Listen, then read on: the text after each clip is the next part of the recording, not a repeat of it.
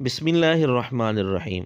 زندگی کے اہم ترین لیکچر میں اتنی بڑی منافقت کہ آپ سوچ بھی نہیں سکتے۔ آئیے ہم آپ کے سامنے اس کا ایک نمونہ پیش کرتے ہیں۔ اور یہ یعنی میری زندگی کے چند اہم ترین لیکچرز میں سے ایک لیکچر ہوگا۔ ٹھیک ہے جی، دیکھ لیتے ہیں اس اہم ترین لیکچر میں مرزا جی کیا گول کھلاتے ہیں۔ اور انہوں نے عقیدہ بنایا ہوا یا ساریت الجبل جی حضرت عمر نے اتنے 100 کلومیٹر دور دیکھ لیا۔ حضرت عمر تو کہہ رہے ہیں کہ حضور کی وفات کے بعد اب یہ والا سلسلہ ختم ہو چکا۔ وہ روایتی کمزور ہے، وہ دونوں روایتیں اس کی کمزور ہیں، ایک منقطع ہے اور دوسری میں محمد بن اجلان مدلس ہے، ان سے روایت کر رہے ہیں۔ اس کے اوپر میری کافی تفصیلی ویڈیوز موجود ہیں۔ مرزا جی آپ نے اس پر تفصیلی ویڈیوز تو بنا لی، لیکن کاش آپ کتاب کھول کر خود پڑھ بھی لیتے۔ دلائل النبوہ امام بہقی رحمۃ اللہ علیہ کی، اس میں ابن عجلان نے سماع کی صراحت کر رکھی ہے۔ اسی طرح الاصابہ ابن حجر رحمۃ اللہ علیہ کی، جس کا تذکرہ خود مرزا بھی اکثر کرتا رہتا ہے، اس میں بھی اس کی سند کو ابن حجر رحمۃ اللہ علیہ نے حسن کہا ہے۔ اور اسی طرح مرزے کے باب علامہ البانی نے سلسلہ صحیحہ حدیث نمبر 1110 کے تحت اس کی سند کو حسن کہا ہے۔ تو ابن عجلان کی سماع کی صراحت بھی مل رہی ہے اور محدثین نے اس کی سند کو حسن بھی کہا ہے۔ اس کے باوجود مرزا کہتا ہے کہ یہ کمزور روایت ہے۔ مرزا اس کو ماننے کے لیے تیار نہیں ہے، اور جو مرزا نے اعتراض کی ہے وہ اعتراض بھی نہیں بنتا۔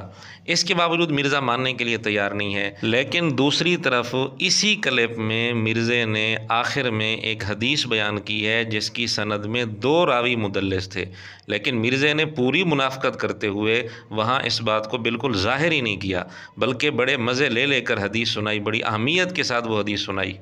آخر میں سعد ابن ابی وقاص کی حدیث پہ ہی اسے اینڈ کرتا ہوں۔ المستدرک الحاکم میں موجود ہے، سعد ابن ابی وقاص رضی اللہ تعالیٰ عنہ مدینہ شریف کے بازار سے گزر رہے تھے۔ انہوں نے ایک گھوڑ سوار کو دیکھا کہ اس کے گرد مجمع جمع ہے اور وہ حضرت علی ابن ابی طالب کو گالیاں دے رہا ہے مدینہ شریف کے اندر۔ آپ اندازہ کریں، اس حدیث کو امام حاکم نے بھی صحیح کہا، امام ذہبی نے بھی موافقت کی۔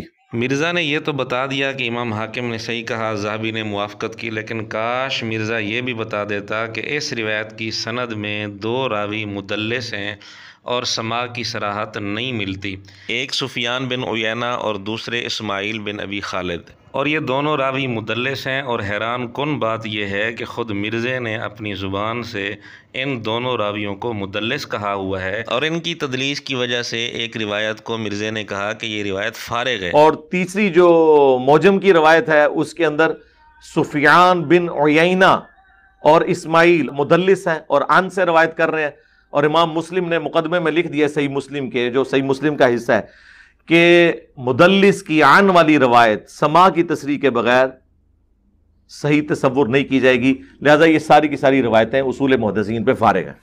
مرزا یہاں سفیان بن عیینہ اور اسماعیل بن ابی خالد کی تدلیس کی وجہ سے روایت کو فارغ کہہ رہا ہے، اور اسماعیل جو نام مرزا نے لیا ہے اور یہاں سکین دیا ہے، تو سکین میں واضح طور پر اسماعیل بن ابی خالد پورا نام لکھا ہوا ہے۔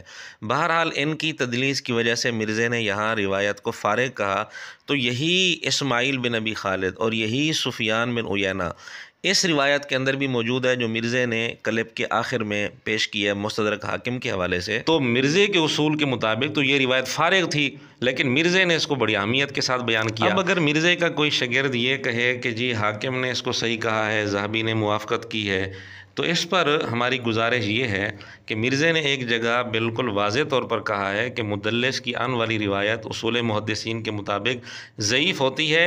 اگر کوئی محدث اس کو صحیح کہہ دے تو یہ اصول کے اعتبار سے اس کی بات ہی غلط ہے۔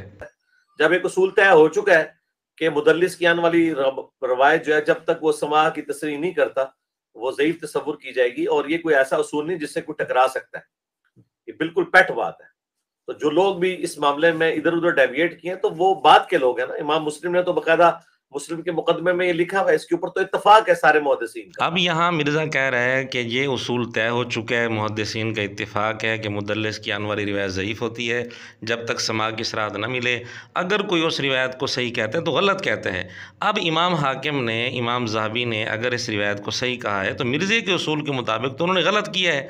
तो मिर्ज़े को कम अज़ कम यहाँ ये तो बताना चाहिए था ना कि मेरे उसूल के मुताबिक या मुहद्दिसीन के उसूल के मुताबिक या इमाम मुस्लिम के उसूल के मुताबिक ये रिवायत पक्की ज़ईफ़ है और ये रिवायत फारिग है। मिर्ज़े को ये बात कहनी चाहिए थी। हाँ, अगर इस बात को देखना है कि जी इमाम हाकिम ने सही कह दिया और ज़हाबी ने उनकी मुआफ़क़त कर दी, तो फिर यासारी अल जबल वाली जो रिवायत है उसको भी तो इब्न हजर रहमतुल्लाह अलैह ने उसकी सनद को हसन कहा और इसी तरह अलबानी उसको हसन कह रहे हैं और दीगर मुहद्दिसीन ने भी उसकी तस्हीह की है।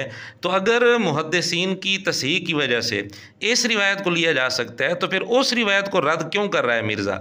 मिर्ज़े का ये दोहरा मेयार क्यों है? हालांकि यासारी अल जबल वाली रिवायत में इब्न इजलान ने समा की सराहत भी की हुई है, इसके बावजूद मिर्ज़ा उसको मानने के लिए तैयार नहीं है। लेकिन यहाँ आखिर में जो रिवायत बयान की उसी क्लिप में दो रावी मुदल्लिस हैं और समा की सराहत नहीं है, आन से रिवायत है। लेकिन मिर्ज़े ने दोहरा मेयार इख्तियार करते हुए यहाँ इस बात की सराहत नहीं की और बड़ी अहमियत के साथ हदीस बयान की। अब हम फैसला नाजरीन पर छोड़ते हैं कि एक ही क्लिप में एक रिवायत के लिए मेयार और दूसरी रिवायत के लिए मेयार और, क्या ये दोहरा मेयार नहीं है? क्या ये मुनाफ़क़त नहीं है? और ये हाल उस क्लिप का है जिसके मुतल्लिक मिर्ज़े का दावा है कि मेरी ज़िंदगी के अहम तरीन लेक्चर्स में से एक लेक्चर ये है। ये उस लेक्चर का हाल है और ये भी उसमें से हमने सिर्फ एक नमूना पेश किया है, वरना इस तरह के नमूने इस क्लिप के अंदर भी और कई सारे हम पेश कर सकते हैं।